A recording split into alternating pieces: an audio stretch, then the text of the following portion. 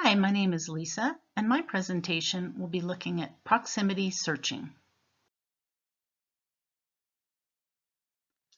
Oftentimes, we will describe a concept with two or more terms that are closely related and that if searched as separate keywords might bring back a lot of results that are not relevant.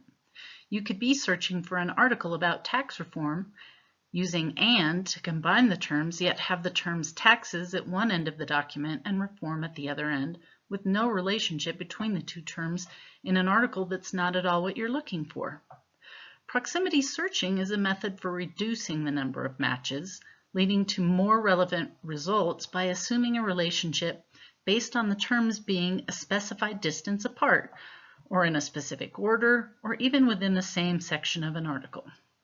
A common proximity search many of us are familiar with would be the use of quotation marks. Most of us are aware that if we put quotation marks around a phrase, the resulting documents retrieved should contain those words all together in the same order. This can be very useful if we have a title or a few lines of text that we can use, but we are not always lucky enough to have such specific information. Nor do authors always string words together in exactly the same way. The good news is that many subscription-based databases and even some free search engines offer similar tools that can help when there are multiple ways of describing a concept.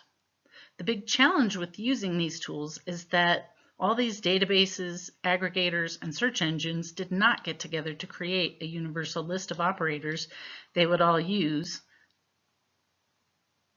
and so the tools are not the same. Due to time constraints, I will only touch on a few today, but a quick review of search tips pages or help sections from most databases will list all of the search tools that they make available, including proximity operators. LexisNexis is a good example of a well-developed proximity operator. Search term A, followed by the operator PRE for precedes, followed by a slash and the number of words you wish to allow for, then search term B will retrieve documents with the terms within that number of one another in the order you enter them. So tax pre/3 reform will give you tax reform or tax and jobs reform, but it will not give you reform of tax brackets. This is important because if there is a different way of ordering words, you could miss out on some relevant results. If you use a capital W for within, followed by a slash and the same number, it will give you the documents with those terms within that number of words, but in any order.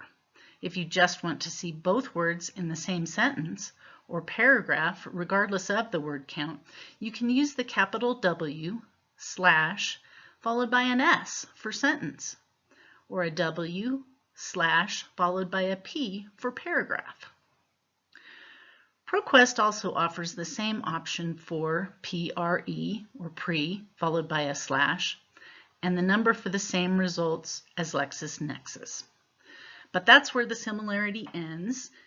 Instead of a W for within, ProQuest uses the word near, or a capital N, followed by a slash, and the number of words you want to allow for. While both of these are very useful in searching authoritative sites, the same concept is also available in Google, Bing, and other free search engines. Google is limited to one simple operator, around, spelled out in capital letters, followed by the number of words you wish to allow for in parentheses. This technically works like the LexisNexis within and the ProQuest near, but a word of caution, using this Google proximity operator is a bit hit or miss. While it has been effective for some searches for me, it's not always as consistent as the paid subscription databases.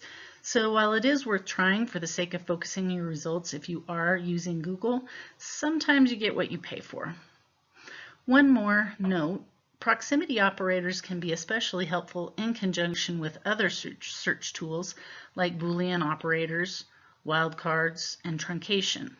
It is particularly useful when you are searching names, which may have different formats, sometimes with a middle name or an initial, sometimes not. Perhaps the name is written with last name first, or other times it's written with first name first. All of the tools a professional searcher uses work best when you can choose the tool that fits best in a wide variety of situations.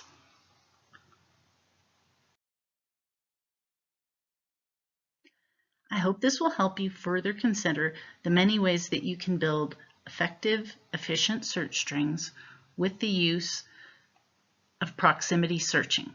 Thank you. I hope that this will help you further consider the many ways that you can use proximity operators to build effective, efficient search strings.